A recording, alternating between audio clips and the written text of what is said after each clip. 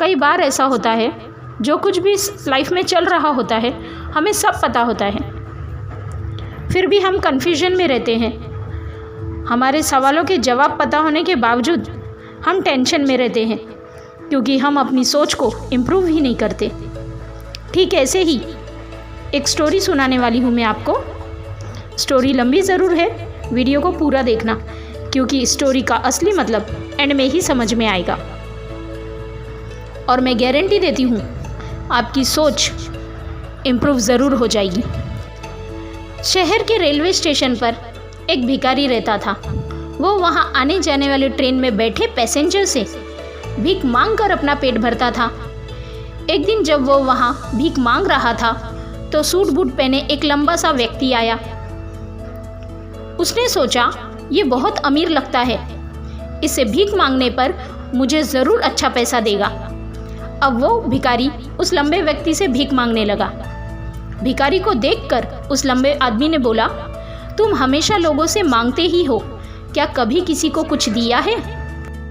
भिखारी बोला, साहब मैं तो भिखारी हूँ, हमेशा लोगों से मांगता ही रहता हूँ, मेरी इतनी औकात कहाँ कि मैं किसी को कुछ दे सकूँ। फिर लंबा व्यक्ति बोला, जब किसी को कुछ दे नहीं सकते तो तुम्हें मांगने का भी कोई हक नहीं है। मैं एक व्यापारी हूँ और लेन देन में ही विश्वास रखता हूँ। अगर तुम्हारे पास मुझे कुछ देने के लिए हो तभी मैं तुम्हें बदले में कुछ दे सकता हूँ। तभी वह स्टेशन आ गया जहाँ पर उस लंबे व्यक्ति को उतरना था। वह ट्रेन से उतरकर चला गया।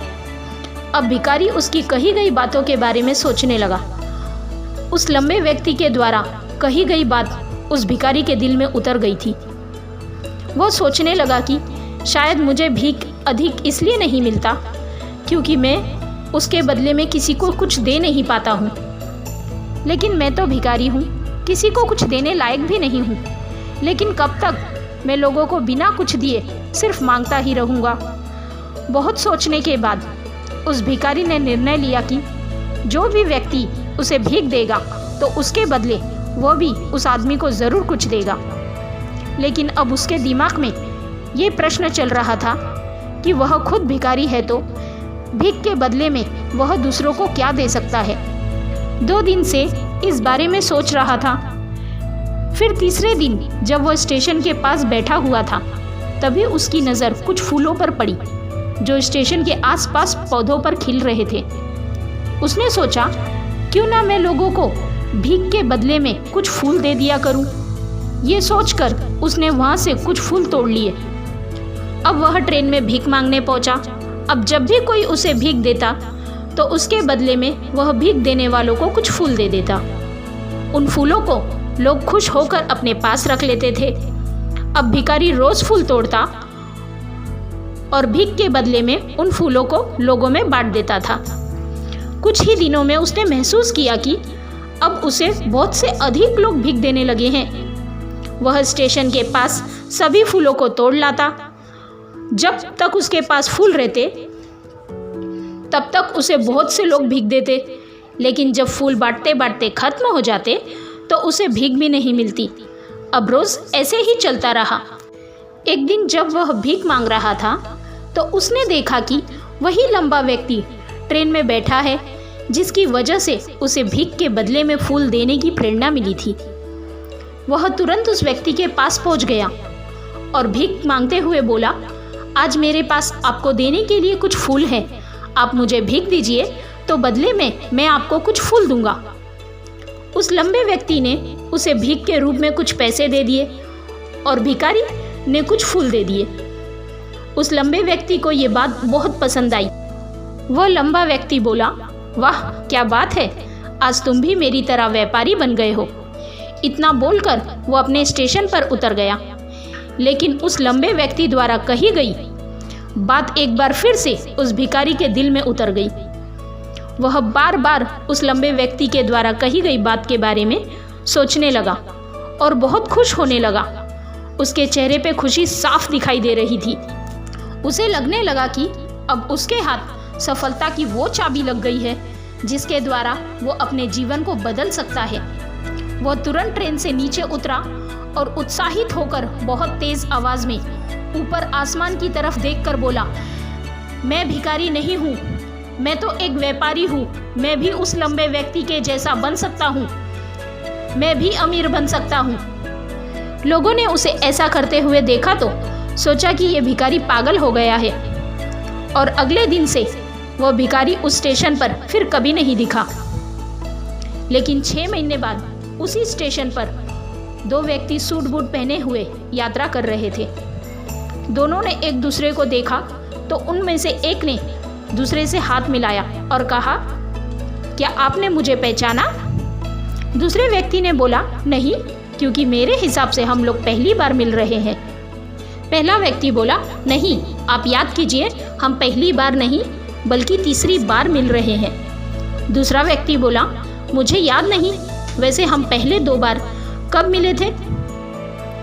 अब पहला व्यक्ति मुस्कुराया और बोला, हम पहले भी 2 बार इसी ट्रेन में मिले थे।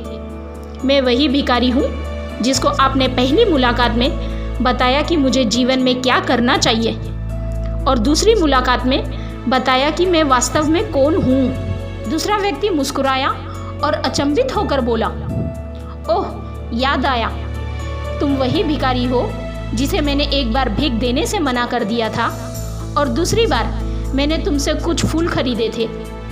लेकिन आज तुम सूट बूट में कहाँ जा रहे हो और आजकल क्या कर रहे हो?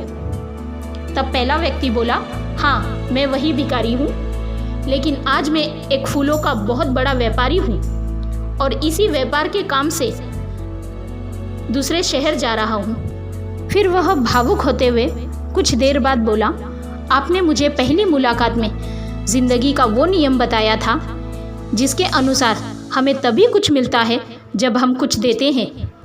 लेन देन का ये नियम वास्तव में काम करता है। मैंने ये बात बहुत अच्छी तरह से महसूस किया है, लेकिन मैं खुद को हमेशा भिखारी ही समझता रहा। इससे ऊपर उठकर मैंने कभी सोचा ही नहीं, और जब आपसे मेरी दूसरी मुलाकात हुई तब आपने मुझे बताया कि मैं एक व्यापारी बन चुका हूँ। अब मैं समझ चुका था कि वास्तव में मैं एक भिखारी नहीं बल्कि एक व्यापारी बन चुका था। मैंने समझ लिया था कि लोग मुझे इतना भीख क्यों दे रहे हैं, क्योंकि वह मुझे भीख नहीं दे रहे थे बल्कि उन फूलों का मूल चुका रहे थे, क्योंकि इससे सस्ते फूल उन्हें कहाँ मिलते। मैं लोगों की नज़रों में एक छोटा सा व्यापारी था, लेकिन मैं अपनी नज़र में एक भिखारी ही था। आपके बताने पर मुझे समझ आ गया कि मैं एक छोटा व्यापारी हूँ। मैंने ट्रेन में फूलों को बांटने से जो पैसे इकट्ठा किए थे उनसे बहुत से फूल खरीदे और फूलों का व्यापारी बन गया। दोस्तों, इस कहानी से बहुत कुछ सीखने को मिलता है। कहानी में लंबा व्यापारी गिव एंड टेक के रूल को बहुत अच्छी तरह से जानता था। दुनिया के सभी बड़े व्यापारी इसी लाइफ रूल को यूज़ करके बड़े व्यापारी बन पाए हैं। एग्जाम्पल के तौर पे हमारे आसपास हर जगह यही लाइफ रूल को फॉलो करते हैं। जैसे शॉप में गिव एंड टेक के रूल का ही फॉलो होता है। ऑफिस में आप अपनी मेहनत देते हैं, आइडिया देते हो तो आपको सैलरी मिलती है। स्कूल में, कॉलेज में, हर जगह यही रूल फॉलो करते हैं। आपको कोई फ्री में पढ़ाता है क्या? दोस्तों, लाइफ रूल के साथ साथ हमारी सोच भी मैटर करती है। उस भिखारी की छोटी सोच के कारण वो खुद को भिखारी ही समझता रहा। इसीलिए जब तक आप अपनी सोच को बड़ा नहीं करोगे तब तक आप जिंदगी में कुछ भी बड़ा नहीं कर पाओगे। दोस्तों, जीवन में समस्या तो हर दिन खड़ी है। जीत जाते हैं वो लोग जिनकी सोच बड़ी है।